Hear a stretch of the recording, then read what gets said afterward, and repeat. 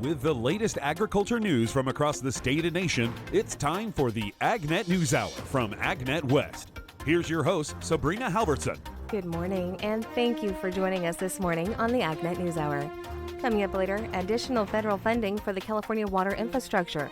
We'll have the details, but our top story today, new innovations for California dairy. I'm talking with Brian Fiscalini, a dairy farmer in the Modesto area. We wanted to talk about implementing some new technologies in dairy. Tell me, what is new with dairy and why is it exciting for you? We have a few technologies that we have been working on in the last, 10 to 20 years, and then a specific technology that we've adapted in the last 12 months.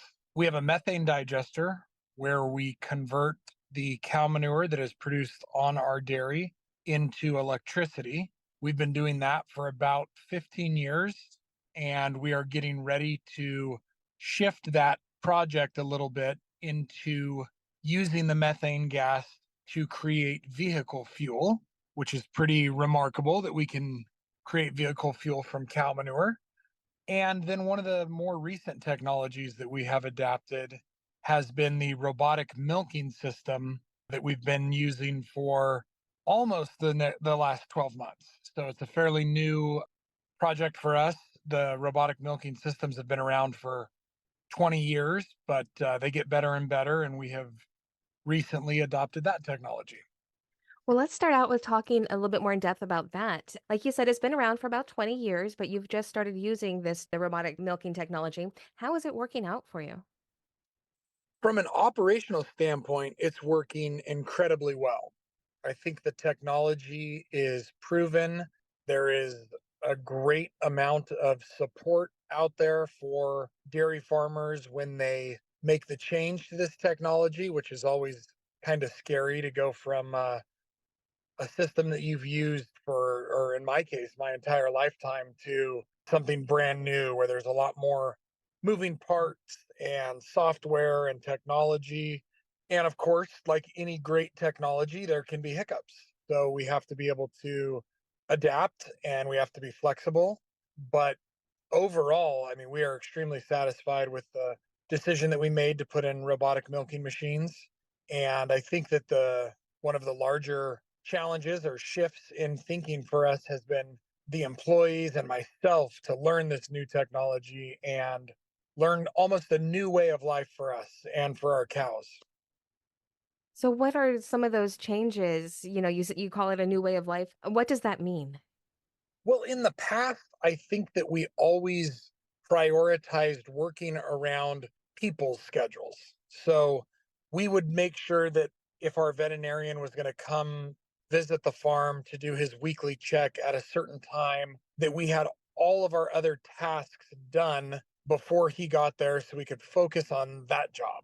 We have a hoof trimmer that comes once a week. We have weekly vaccines that we have to give our cows. We have other weekly tasks where we move animals to and from different pens. We have animals that are giving birth every day on the farm. And with this robotic milking system, we are now on the cow schedule. So the cow kind of dictates the day now.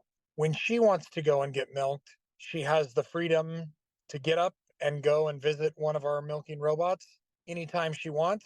She gets fed in the milking robot. And then we get a whole lot of information and data from each visit that the cow makes.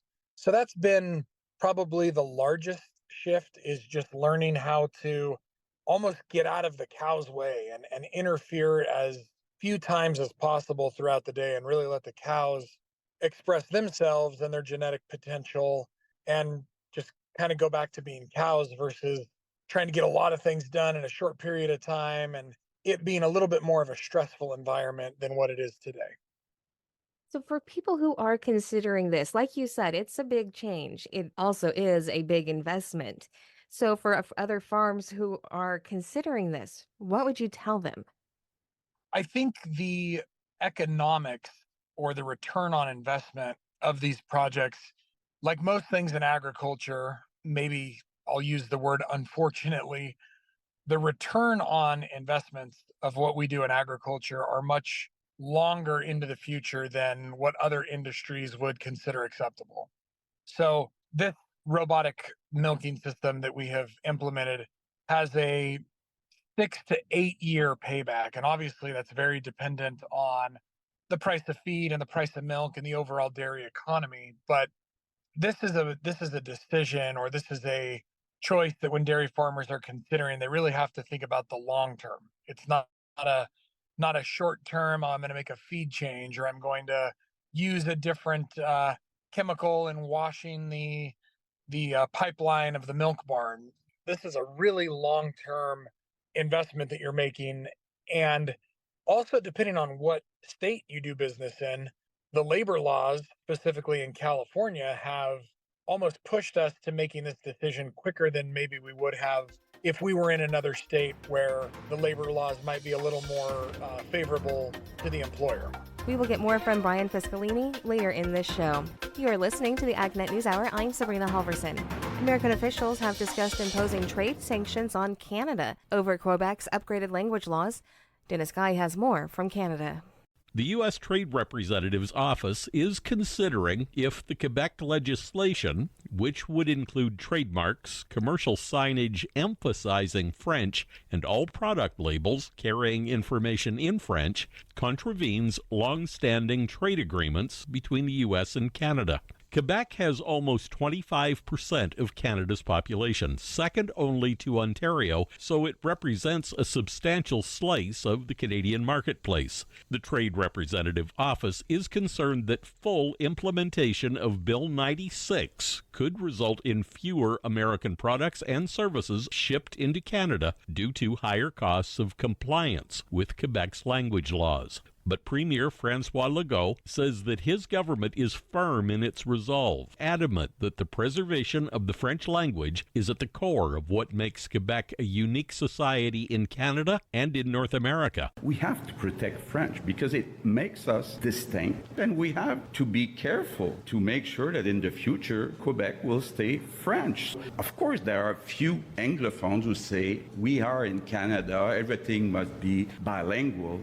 It will be a matter of time before everybody switches to English. One of the provisions of Bill 96 is that new residents wanting to do business or seeking employment in Quebec must be proficient in the French language within 6 months of entering the province. Lloyd Siegel, CEO of Repair Therapeutics, the private research lab in the health sciences field based in Montreal. Siegel says that recruiting and maintaining highly qualified staff will be more of a challenge. 6 months, I think, would be a challenge for the most linguistically able person. These phenomenal researchers, they can go anywhere. We don't want to lose them. We believe that they can't thrive without an ability to comfortably communicate in French. Bill 96 was given final assent last year, and several provisions are set to take effect next year. Bill 96 has been on the U.S. government's radar since at least November of 2022, and the International Trademark Association has been pressing the U.S. government to raise concerns about the bill with the Canadian government. However, Ottawa will have a problem changing Quebec's stance on the issue. Under Canada's Charter of Rights and Freedoms, Quebec has always maintained its exceptional society status under the Charter's notwithstanding clause, as stated by Jean-François Roberge, Quebec's Minister of the French language.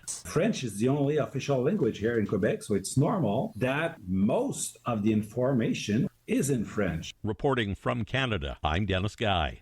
The umbrella of U.S. Forest Service wood innovation efforts includes 3 grant programs, with recent announcements of funding projects through these entities. Here's Rod Bain. Supporting forest health, innovating the wood products industry, purposes behind U.S. Forest Service grants, with the recent announcements of awards for 3 such grant programs. 171 awards for about $74 million. And those are our 3 core grant programs that do help develop markets and strengthen industry. Brian Brashaw of the Forest Service breaks down the awards, starting with wood innovation grants. Some of the work is involved new markets for wood products. Mass timber or cross-laminated timber has really been a focal point for us. We have seen over 2,000 buildings that have either been built or in final design. And those buildings are the market for using lumber in either veneer-based or lumber-based cross-laminated timber. We have 13 new manufacturing facilities in the United States, and we've continued to invest in our last round of investments. There are also community wood grants. On the other side, using biomass, we have continued to support innovation when it comes to high efficiency, clean community scale heating systems, boiler systems. So these are things that a sawmill will use to use their residues, to heat their kilns, to provide electricity for their plant, and to be able to put electricity back into the grid. So these are always community scale that use either material that's been removed from forest management or industrial residues from the facilities themselves. In addition,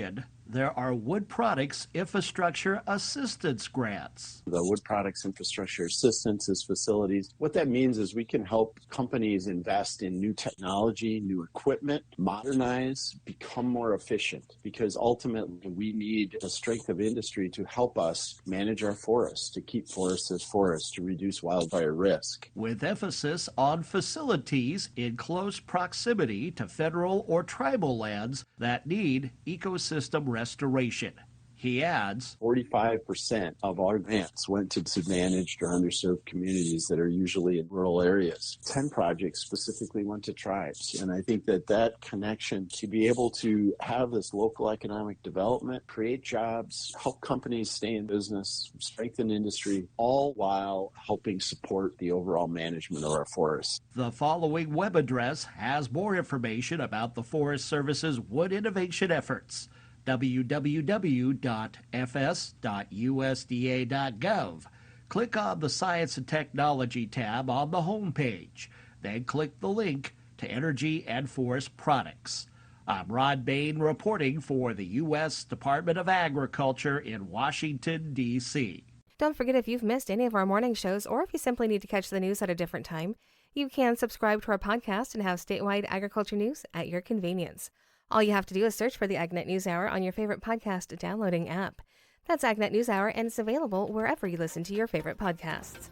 This is the AgNet News Hour. I'm Sabrina Halvorson. We will be back in just a moment with more agriculture news. Coming up in a few moments, we'll have today's This Line of Ours report, but first, more of the day's agriculture news.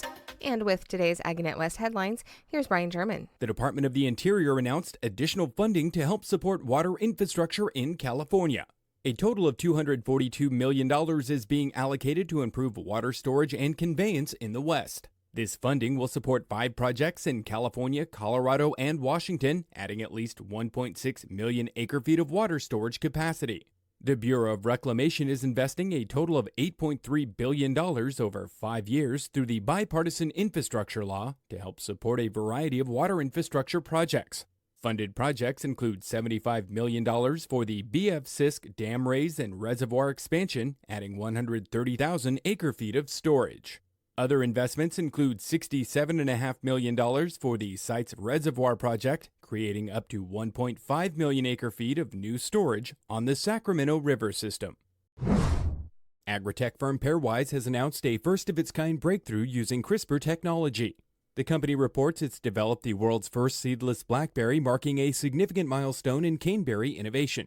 Chief Technology Officer Ryan Bartlett said that Pairwise scientists used advanced CRISPR tools to eliminate hard seeds, making the blackberries similar to seedless grapes and watermelons. The seedless trait is complemented by additional edits, making the blackberries thornless and more compact, which benefits harvesters, growers, and the environment.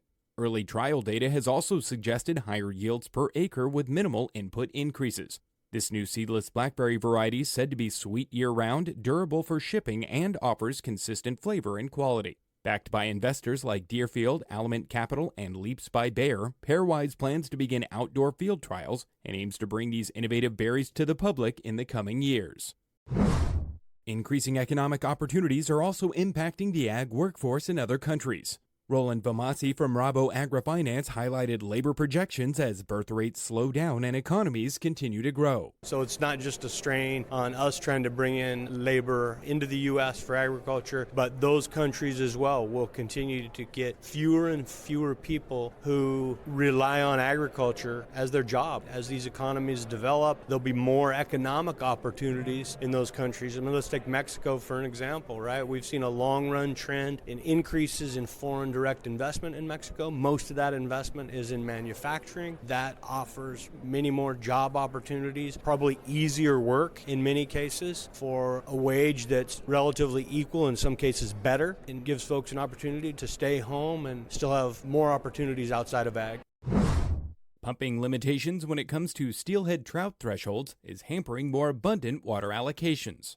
Executive Director of the California Farm Water Coalition, Mike Wade, explains why the rigid requirements can be particularly challenging in a year like this. There's a set number of steelhead within the regulatory structure that once that threshold is met, pumping has to decrease. There's nothing in the regulation that says there's flexibility if there are bigger populations, which there are this year, which is leading to more entrainment. So there's no sliding scale that allows some flexibility for water managers to adjust how much water is exported. So once we reached that hard number, everything has to be reduced. They reduced the amount of pumping that was allowed. And with added flexibility, the water agencies would have some give and take in terms of allowing more pumping. You know, there isn't the flexibility in the regulatory structure to accommodate greater populations like we're seeing this year without impacts on the survivability of the species. The National Dairy Farmers Assuring Responsible Management Program, simply known as the FARM Program, has opened nominations for the 2024 Farm Excellence Awards.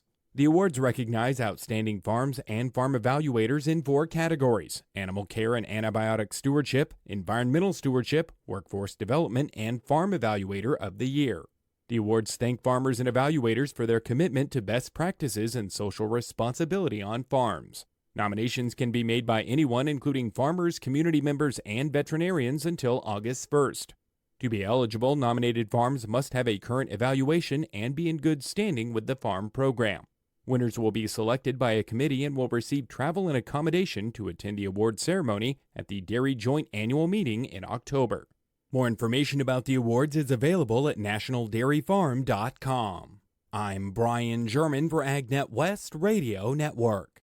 Consumer meat prices continue to rise. That's coming up on This Line of Ours. While the latest consumer price index shows 0 grocery store food price inflation last month, that is an average of all foods. And USDA economist Megan Schweitzer says shoppers saw prices for some foods continuing to climb last month, particularly meat products. Prices rose the most over the month for pork by 1.4%. Megan says last year pork was the only food category that dropped in price. So we're seeing that trend start to reverse a bit and some moderate growth in pork prices due to higher demand this year compared to last year. Likewise for beef. Beef prices have shown the highest growth over the year.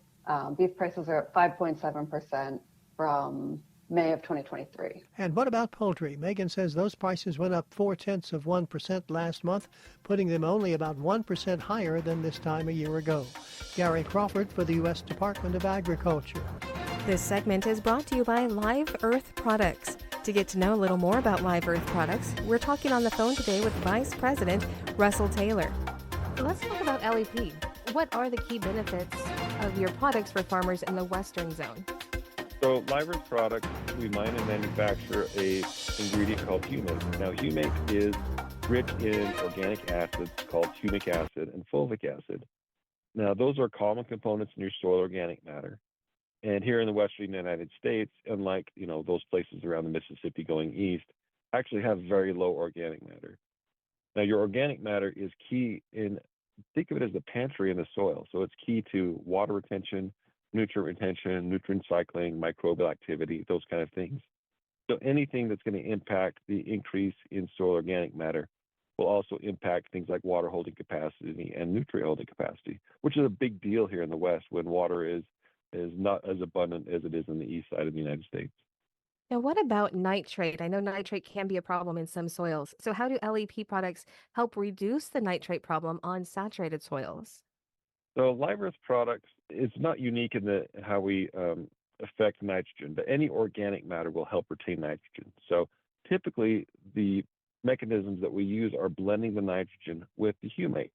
So what happens is the nitrogen will attach to the humic acid, and you will see less of the processes that degrade or volatilize nitrogen. So nitrogen will either convert to a gas, or it'll be converted by microbes into a nitrate and leach to the soil.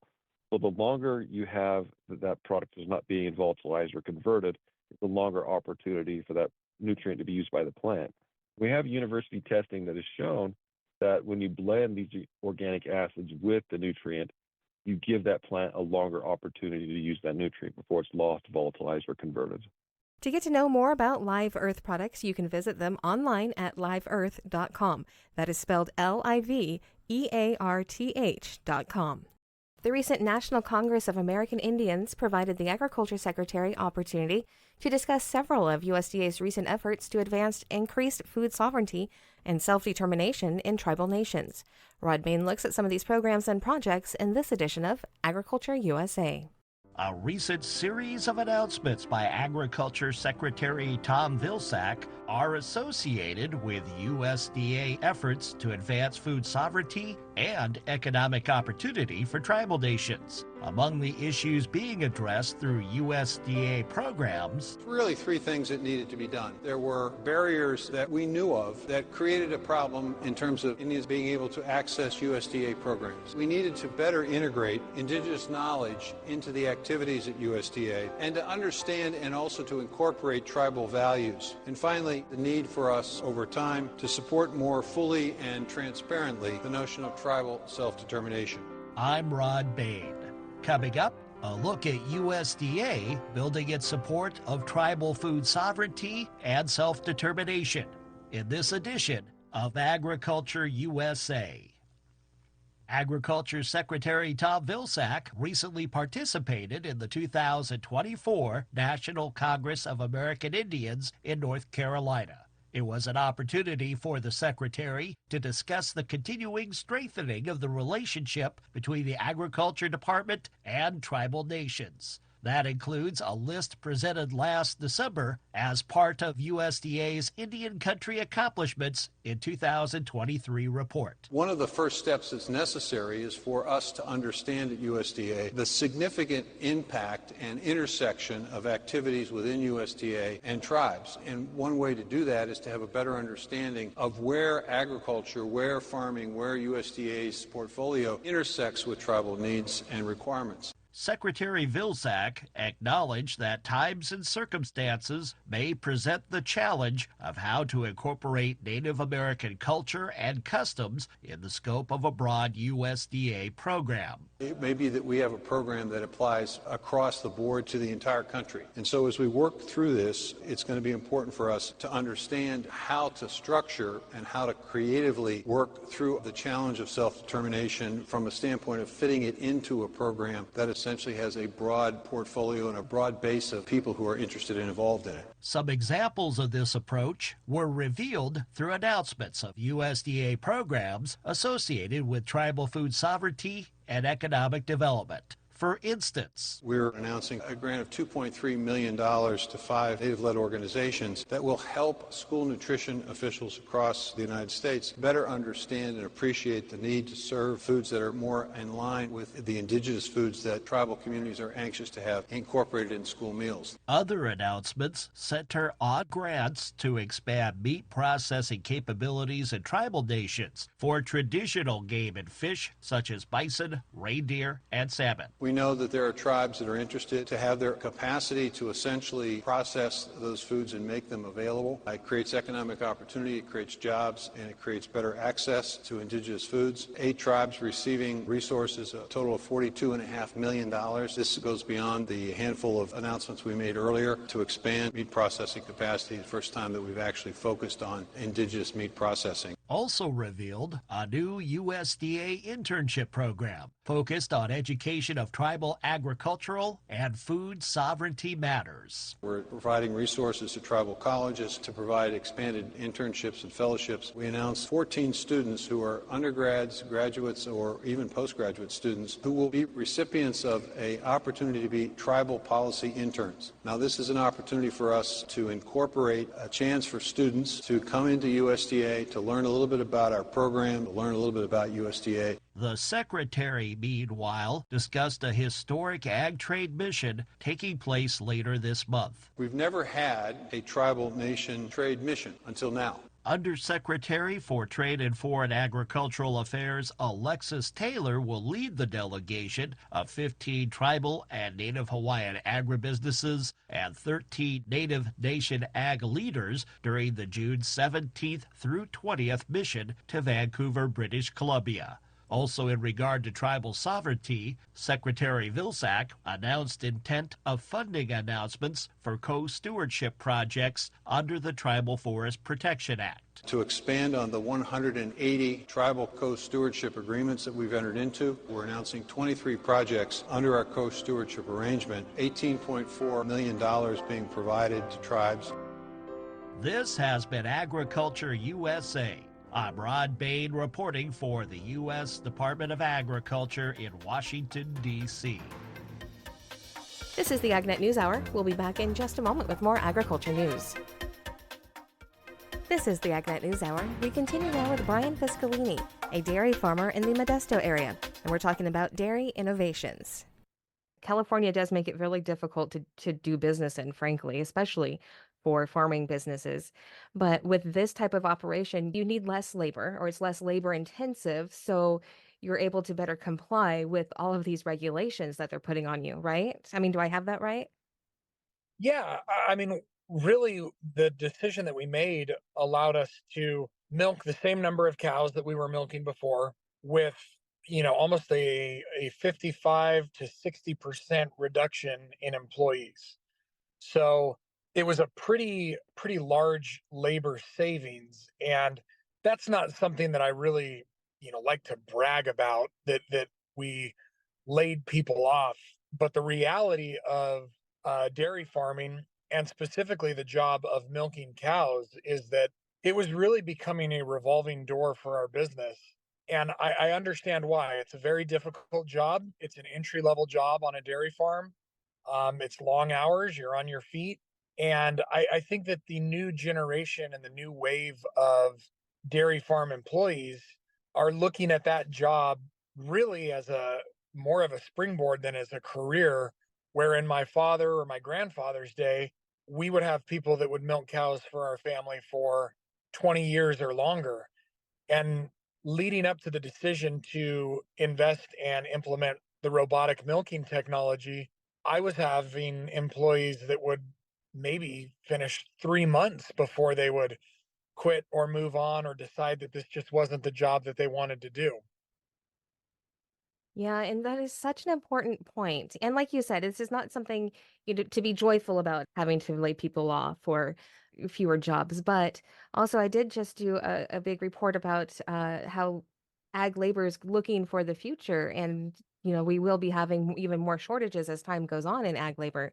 So having technology like this available for these jobs that are very difficult to fill is crucial. Yeah, I completely agree. And to get, a little bit on the legislative side, the agricultural worker exemptions and the longer hours that we used to be able to have our employees worked. And to be honest, they wanted to work those hours so they could get overtime, and so that they could, I mean, they enjoyed doing the job. But when some of those laws changed, we were looking at over a 50% increase in just our labor costs if we made no changes at all, because a 10-hour workday went to an 8-hour workday, and a 60-hour work week went to a 40-hour work week. So it really, it really handcuffed these dairy operations into the way that we were doing business, and some of the labor exemptions. And I think, unfortunately, we're already seeing it right now, and I'll get off my soapbox here pretty quick, but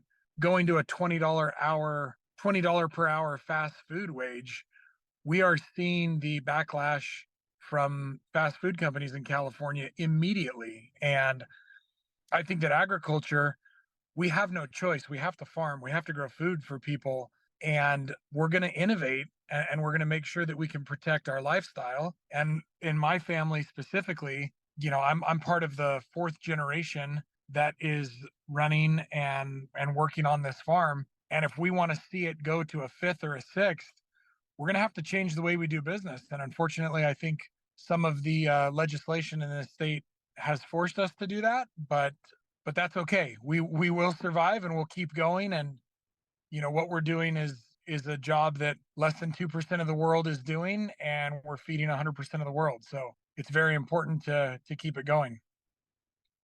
Now let's talk about the other point that you told me. I think this is very interesting about fueling vehicles from your dairy. Now, how does that work? So we are just on the cusp of starting this project. We've been working on it for the last 2 or 3 years. And like I had mentioned, in the past, we were converting the methane gas into electricity. Well, in California, one of the great things, it's not all bad here. There's a lot of great things about California. And one of them is our reliability of electricity, and the sources that it comes from are relatively clean and renewable. So converting methane gas into electricity from an economical standpoint wasn't the best use of that sustainable project.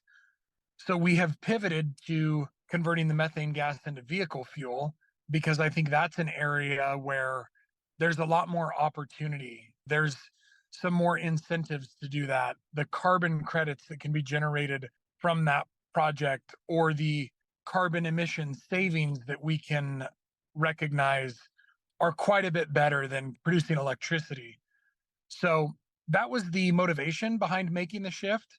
Simply, what we do is the methane gas is compressed, it's purified, and it's eventually in a form where a CNG, or compressed natural gas engine, can run off of that fuel. And that's amazing because that, like you said, that kind of ticks a lot of boxes when we're looking to make things more sustainable. It helps with that methane gas. It gives it a good use, and it gives us a way to power things. Like you said, this is kind of on the cusp. We're on the cutting edge of this. Do you see this becoming bigger in the future? I do. There's some pretty large goals that have been set either by companies, by government, by industries, that have a goal of reducing their carbon footprint by either a percentage or a certain number of tons, metric tons per year. And so I think that dairy farmers, we're already doing a really, really good job. And if you really follow the life cycle of milk or cheese or yogurt, considering its nutritional value, we're already very, very efficient from a carbon standpoint.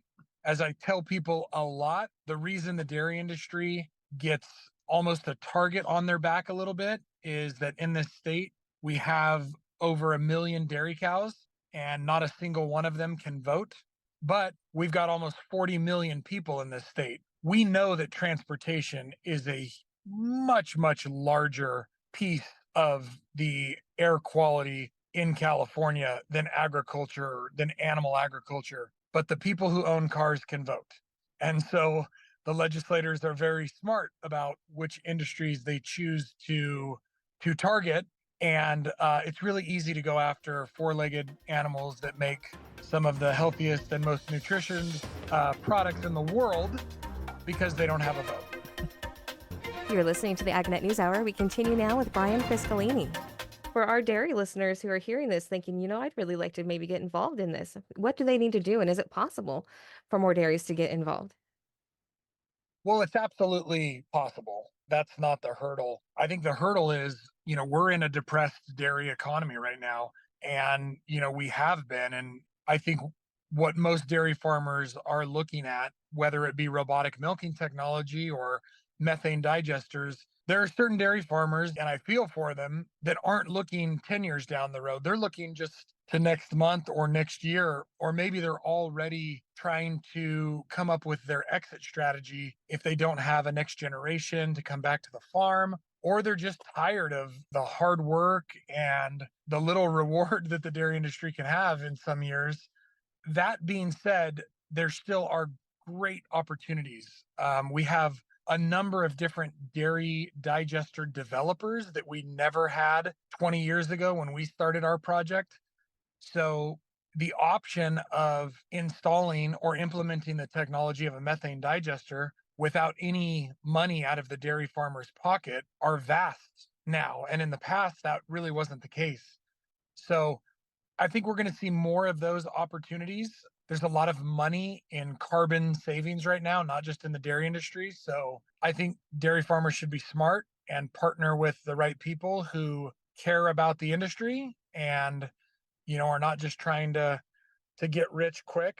We know that that's not possible in agriculture, but I think partnering with the right developer and making sure that you have a good contract and a good length of time for that contract, because these are very large capital intensive projects, and most dairy farmers would want a certain level of certainty to know that they're working with someone who's going to be around for the long haul.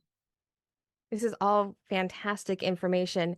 And as we wrap up, I just want to ask if there's anything else that you think our listeners should know. The last thing, I guess, anytime I'm asked that question, is there anything you'd like to add? I mean, it's just how proud and how much I love the industry that I'm a part of. The dairy farm families in this state and all over the country have worked so hard to put food on the table of the American family. And I want listeners to just know that we are so dedicated to producing healthy and nutritious food. And sometimes not only healthy and nutritious, but let's not forget how good it tastes. There's all these imposter products out there, and when you try them, they don't even come close to real milk, real cheese, real ice cream, real butter. And I just think that all of agriculture, everyone that's involved in it, should just be really proud of what we're doing. And we don't always get the pat on the back. It's somewhat a selfless industry and a selfless job that we do. But I just would want the listeners to know how much we do love and how much pride we take in what we do every day. That's perfect. Well, thank you so much for your time, Brian. I really appreciate it. Thank you. That's today's Top Agriculture News. I'm Sabrina Halvorson. Thank you for sharing your morning with us.